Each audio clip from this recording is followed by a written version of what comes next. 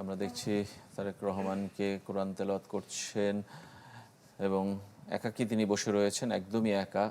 এবং গতকাল তার মায়ের মৃত্যুর পর থেকেই কিন্তু আমরা দেখেছি তিনি বলতে গেলে নিস্তব্ধ হয়ে গেছেন, কারোর সাথে কথা বলছেন না, পুরোপুরি নিজেকে অ্যালোফ করে রেখেছেন। এবং আজকে যেমনটি দেখতে পাচ্ছি যে মায়ের লাশের পাশে বসে সে কোরআন তেলাওয়াত করছেন, সবার থেকে নিজেকে একটু আলাদা করে নিয়েছেন। তিনি হয়তো শেষ সময়টুকু মায়ের সাথে কাটাতে যাচ্ছেন। একদমই তাই।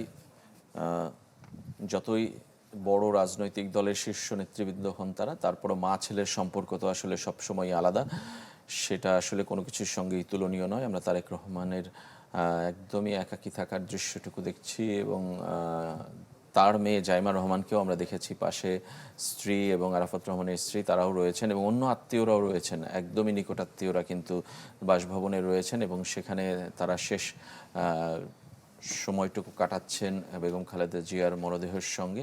পরবর্তীতে এই মরদেহ নিয়ে যাওয়া হবে মানিক মিয়া অ্যাভিনিউতে, আমরা সেটা বলছিলাম অনেক থেকেই।